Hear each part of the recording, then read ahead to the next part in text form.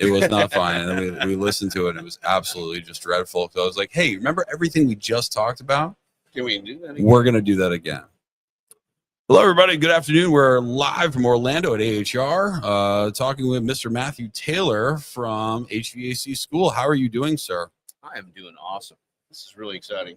So if for those who do not know Mr. Taylor, because I know he's been working on the East Coast predominantly for how many years now? I'm sorry. 30 years. Older than I'm alive. Is that what you said? What?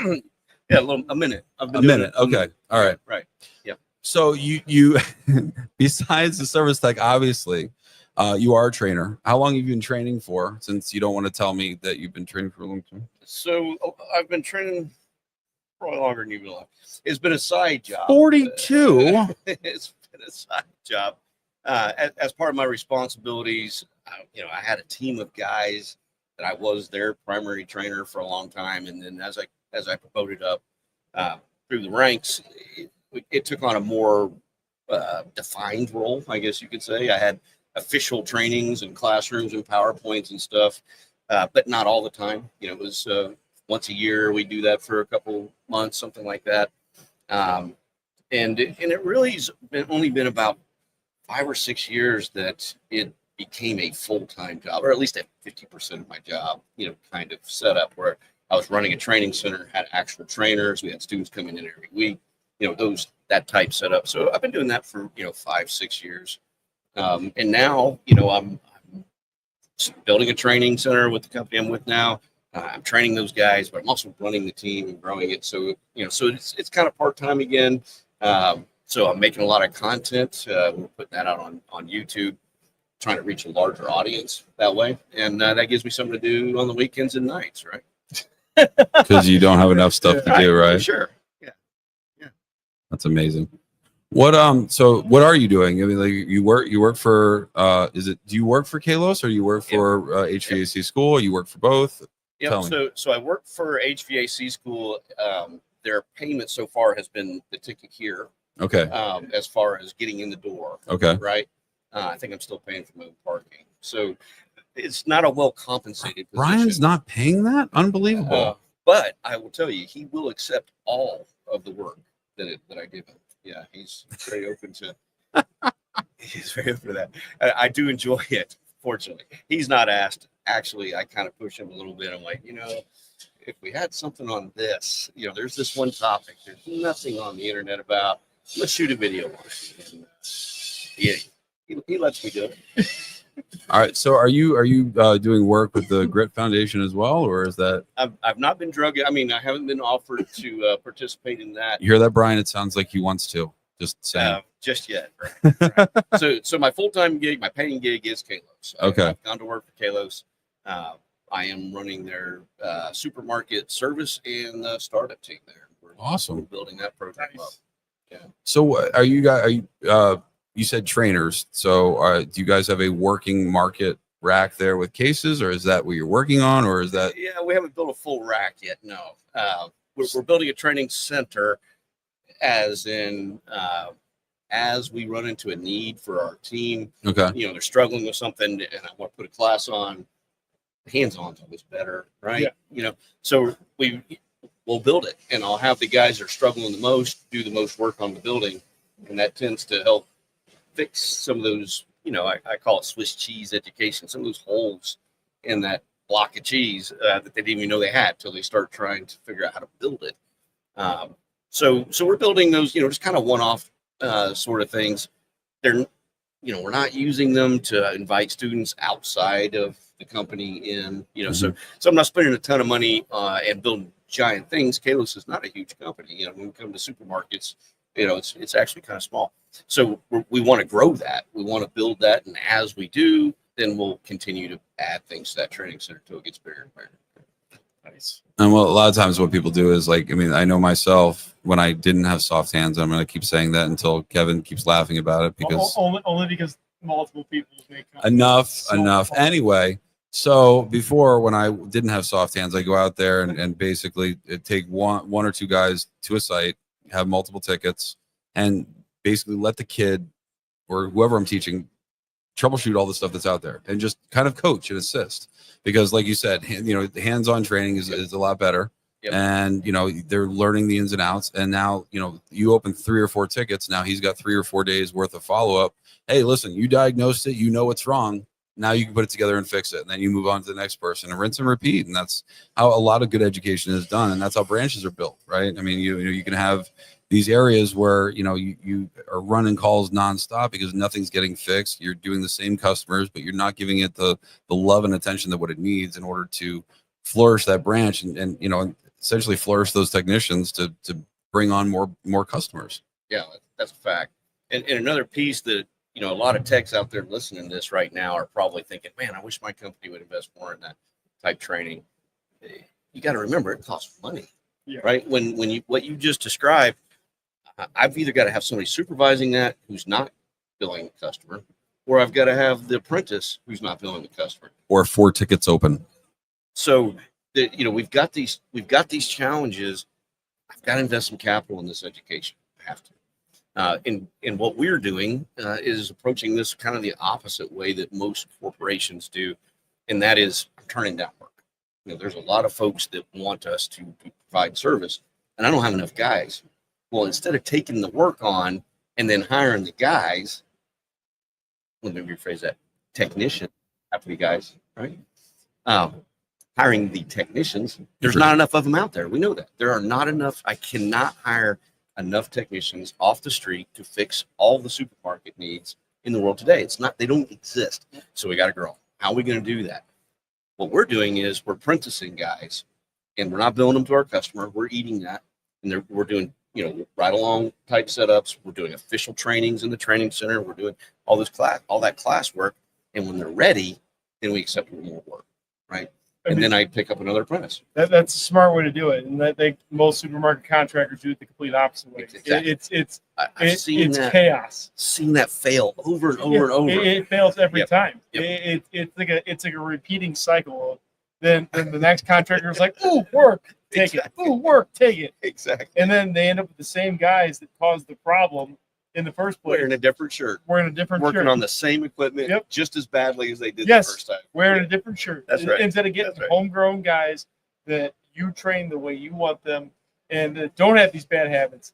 I think it's hilarious when some of these customers switch companies, because the first ones to get let go are the problem. That's right. And they cause the problem available to the new vendor who just took over the new account. That's exace how it plays out. It's the same problem guy. Yep. And the stores get worse as it progresses, and then then now another contractor has picked it up, and now well, why is this so messed up? I was like, well, the support really hasn't been as great as what it should have been. Right. And somehow they undercut each other at the same time. Right, keeping the pay low for all the technicians, so they're all making less than the residential guy down the road, and we wonder why we can't get supermarket techs. Yeah. It's a different breed though, right? Like a market tech versus residential. Absolutely. It is, but at the same time, when you're undercutting each other. I agree. Yep. I agree. It's hard to get the pay where it needs to be for the amount of stress and work. To me, a supermarket tech should be at the top of the pay chain. Yeah. And I think we probably are, but not by much, not by near as much as chiller techs. Techs. Right. Chiller techs are over for sure. But from the technical experience, the technical knowledge that you have to have, and the work-life balance sacrifices that you need to make, those long hours when you're on call, all those type things should be substantially more than the rest of the air conditioning industry as a whole. And when you look at it, it's nudging it out a little, kind of at the top, right? At the very top. That should be a much larger gap. And the reason that it's not, in my opinion, is what you just said with the competition, with companies undercutting each other. But they're doing that at the bequest of our customers. Our customers are generally supermarket, retail type people who don't have much margin. They're all running on a pretty thin margin. So they're trying to keep their costs down. So they're going to pit those two vendors against each other to get the lowest cost that they can possibly get. And meanwhile, their hourly rate they're willing to pay is less than a residential air conditioning company, right? Is charging by a lot. Not a little, a lot. Yeah. Right? When you look at the rates, a chiller tech. What does a chiller tech cost the company he's going to go work for versus what is a refrigeration tech showing up? Well, it's the rate. Like I've seen $250, $300 an hour for those guys. You know what I mean? Exactly. So, and then meanwhile, these grocery stores are complaining that their service is going down, right? The level of their technician is less. Why? Well, why is that? Because they're earning less margin to invest in their technicians less. Yeah. You know what I mean? There you go. And then who's interested in doing the work? The only people that are doing supermarket work today are people that like it. They're not doing it. They're not being drawn into it because they think it's going to be lucrative, and then they find out if they like it. Yeah. No, It's guys who see complicated equipment and go, "That's kind of cool. I think I want to mess with that." No one's doing it to get rich, right? If you want to make money in this trade, no one's picking this one and saying that's going to be the most lucrative way I can go. It's not happening. So that does kind of keep some of that riffraff out of our business, but at the same time, it is holding us back from attracting new recruits that might be interested and might be able to do this well. They just look at it and go, I don't want to ring calls all night for the same money that I make if I'm sitting at home, Yeah. So I want to get off the pay thing because I'm going to rile someone up. I know I am, but we probably already have. yeah, we beat that horse already. So my question is to you: how are you as a trainer combating with all the newer technologies? How are you keeping up with it? Because I know there's always something there. Like someone's like, I'm bored. Well, then you're not doing market refrigeration because something is coming out every day. Something is new. Every year there's a almost a paradigmic shift, right? There's a massive swing in what we're doing and how we're doing it. So, and honestly, that's one of the reasons I'm doing this. I get bored. I do. And I got into supermarkets years and years ago after, getting bored and moving on to something else. And I've been in supermarkets for years and years because I don't get bored doing this. Well, and There's something different every day. There's something new every day. And I learn things constantly. And we talked about this earlier, like when I first was introduced to you, my resume looks awful. Like every 5 years, I'm like, oh, I'm done. I'm like, do something new. And they're like, well, he can't hold a job. I was like, nope, I get bored, ADHD. And then I bump out into something else. I'm the same way. I'm on. Yep. It's like every 5 years. I fixed this. Everything works. And give me something else broken. Yeah, and it's because like for this, and I don't know how it is for you two. Kevin, I know, but like if you get complacent where it's not fun anymore, you're not learning, it becomes boring, and then it's bland, and then you're like, I don't want a job. Well, that old homage where they're like, I want to do something that I'm never, I love doing. I love going to work. It's never going to work. I actually truly do believe that. So some people, might complain that I work too much. No one specific. I may have heard that. Yeah, but it's only because I really enjoy what I do, and I want to do a good job for the technicians. That's what we're doing, right? We're trying to make those technicians the best that they can be, so they don't feel so lost at 2 or 3 o'clock in the morning. So yeah, I'm a little bit passionate about that. I remember putting my boots on at 2 o'clock in the morning. I know it's been a minute, maybe 2. He's got soft hands too. Oh, it's possible. It's because I wear gloves because that's safe. Me too. And I'm safe. Anyway, to me, the least I can do is answer the phone. I can provide technical support 24/7. I don't have to put my boots on and go out in that service van in the middle of the night anymore.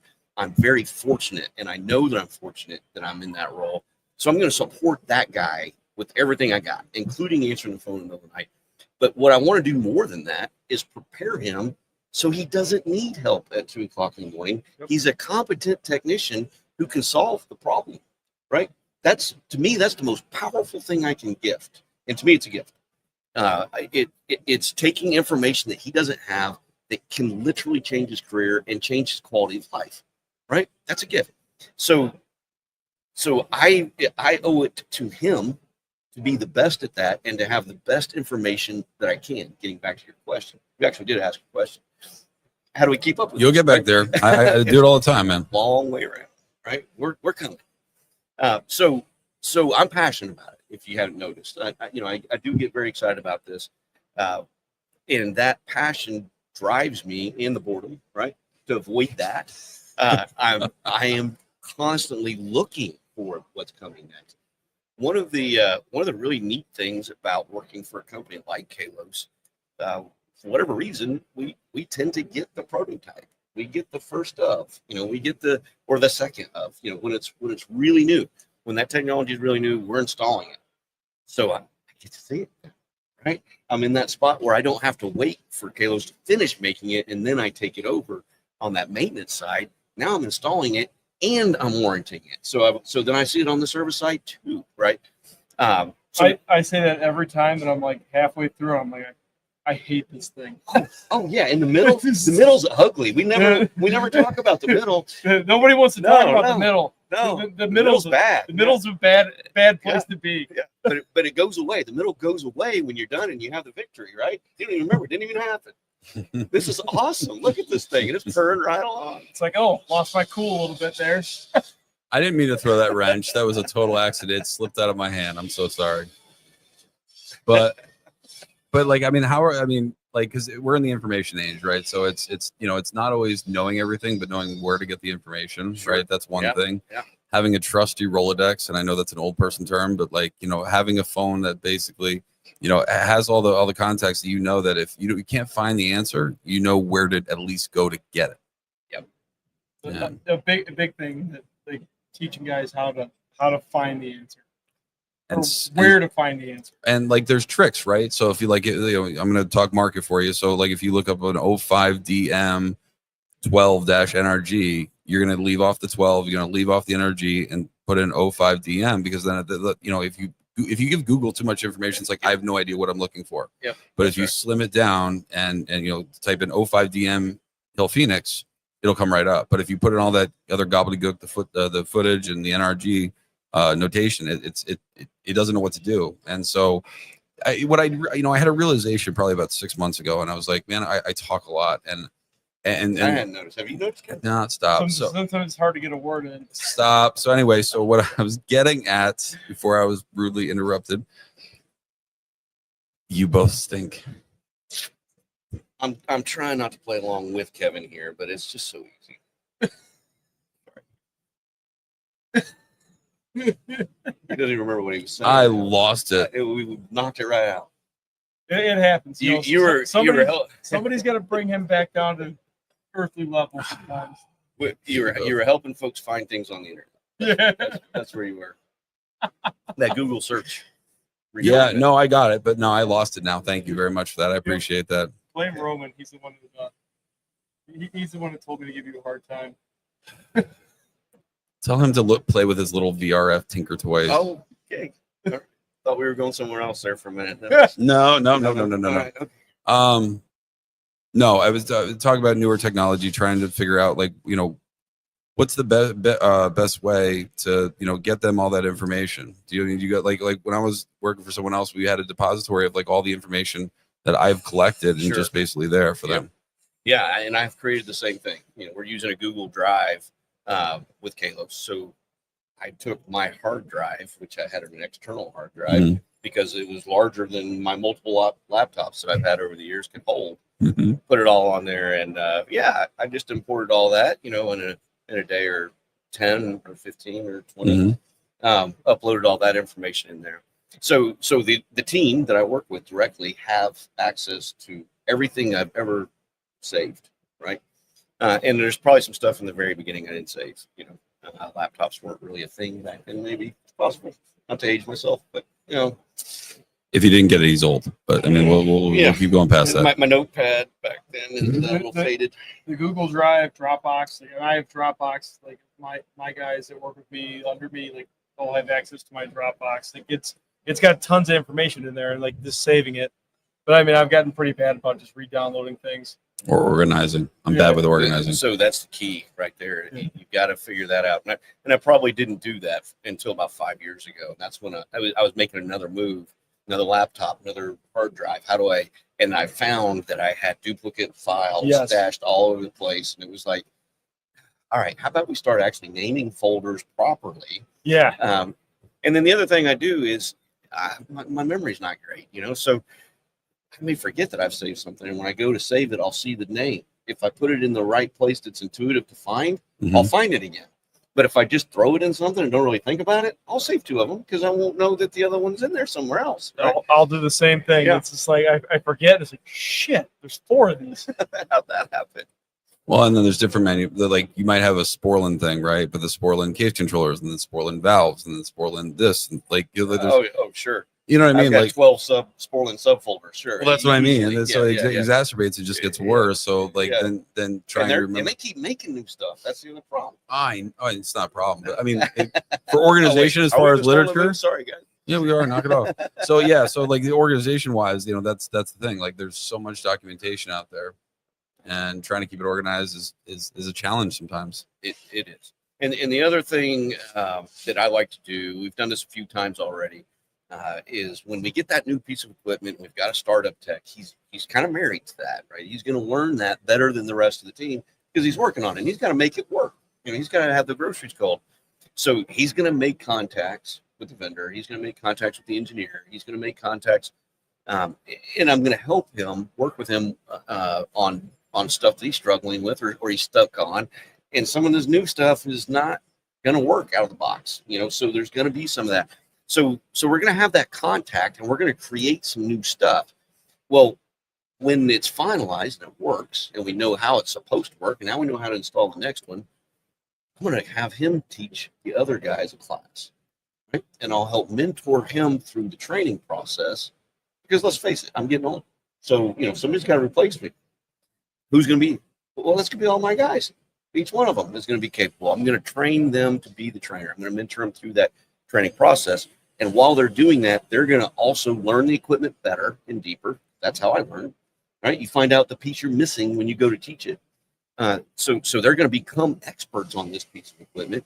Meanwhile, the rest of the team is getting an education. Now that, like I said, costs money, right? So some companies aren't going to do that. I do have to fund that with non-billable hours for the whole team.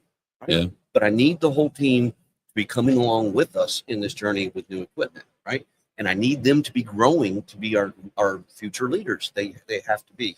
So I'm going to prepare them for both the best I can. I mean, if you don't invest now, somebody else is going to invest in them later. Amen. And then they're not going to be there. Yep. So one of the things I want to ask you is, because this is, it used to be in the years ago, like there was an unwritten rule where you wouldn't try to poach other people's, technicians. Now, yep. It's Mad Max, it's Thunderdome at this point, and no one really cares. And so, what are you doing to combat? Like, and I don't mean just as a Kalos thing, just as like what you've been doing, like to keep your guys, whatever shirt you're wearing, like what would you do in order to keep those cats so they're not just like I'm jumping for $1, I'm jumping for $2. Yep.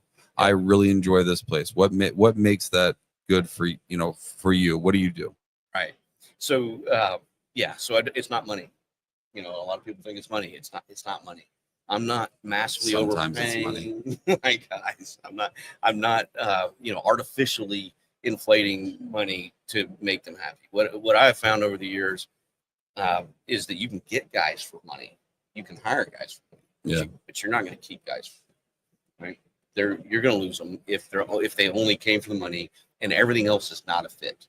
If they're unhappy, they're going to leave, and it doesn't matter how much money they're making. Eventually, they're going to throw in the towel. So they need to be happy. And what does that mean? Well, I tell jokes a lot. That's my secret. You haven't told one since you got here. All right. That actually was one of my jokes. They're just that bad. Oh, that's why it wasn't funny. Okay, no, I got it. I got it. So what makes a guy happy? That's different for everybody. Beer. Some guys, it is beer. Cookies. Some guys, it is growing as a technician, right? Some guys, it's taking on some responsibility for the first time and finding out that they're pretty good at it. They're natural leaders, and maybe they need some mentoring to become better leaders. Some guys, I find out they have a passion for teaching, and they never knew that because they never had an opportunity to stand up in front of somebody. And they've always been terrified to stand up in front of somebody, so they weren't going to do it. But they got that opportunity and it lit a spark, right?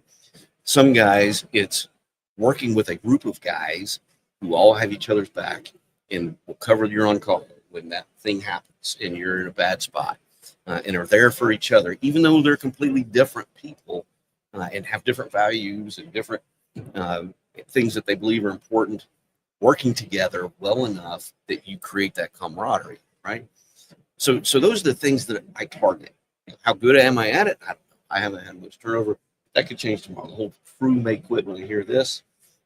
I can mute it. We'll see. Yeah. Oh, this is live too. Dang it. So I was waiting to make a Corey crack, but I was waiting until you're done. Go ahead. So, he's not here, so you can go ahead and do it and just, make me feel at home.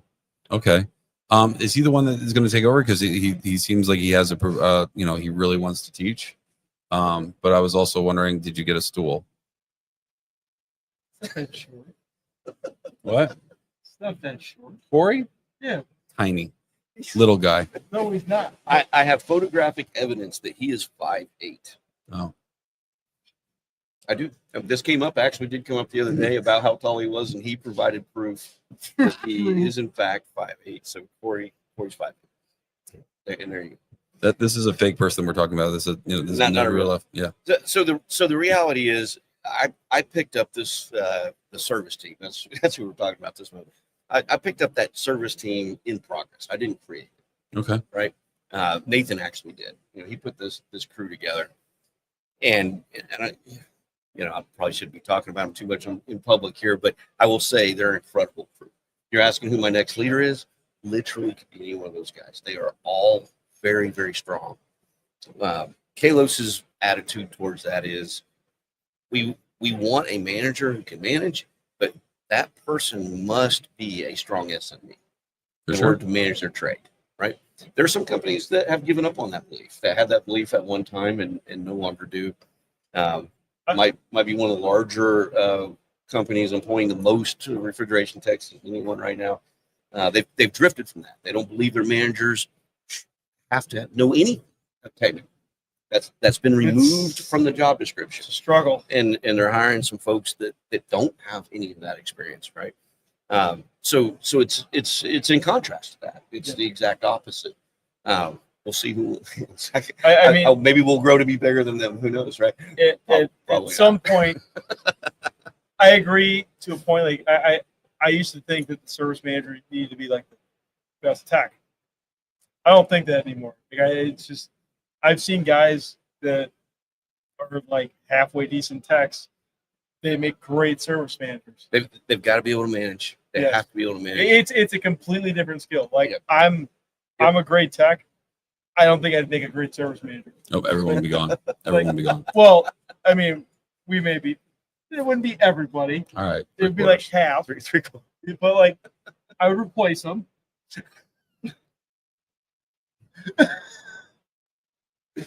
Well, yeah. You're gonna leave? Fine, I'll replace you. I would make a good service manager, and I know it. But like, I'm good at other things. That's what my mom always told me all the time. She's like, you're not really good at much, but you're good at some things. But she would never elaborate. So you still don't know. I still don't know. No idea. It takes a completely different set of skills to manage people. It does. And it is a unicorn to find a strong technician that's also strong. Yeah. It is a bit of a unicorn. So, it's one of those things. I think that to manage, you do need some technical experience with it. You need to be competent. Yes. You need to be, solidly competent, right? If you're going to grow people from the street, we're talking trainer. Well, that may be the same person. It depends on the size of your organization.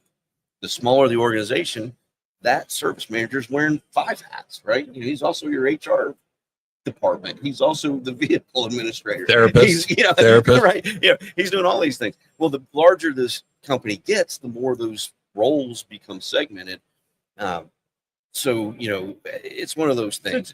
To be a trainer, a manager, and a technician is really what you need for a smaller organization. Service managers like riding a bike that's on fire. A little bit, right. With the front tire missing. Yeah. Like, it's kind of a terrible job. And then the customers are throwing fireballs at you because the technicians are mad at you. The customers are throwing fireballs at you. Like, everybody's always mad at you. But your hands get soft. Yeah, they do. I'm done. Like it's Monday. It's Monday, and that's like 20 times already today. So that's amazing. Anything else that you want to say that about what you guys are doing over there? Anything you want to talk about education before we end this? So I'm pretty sure I've already said a lot too much already. You did. You did. Yeah, probably should retreat. All right. Well, Mr. Taylor, I appreciate you coming on, and I don't know, maybe we'll have you on again, maybe remote next time instead of live in Orlando. Thanks, This man. might be the last time we physically see each other in a minute. Yeah, probably. Yeah. Well, thanks for having me on. All right. Enjoyed it. Thanks, man.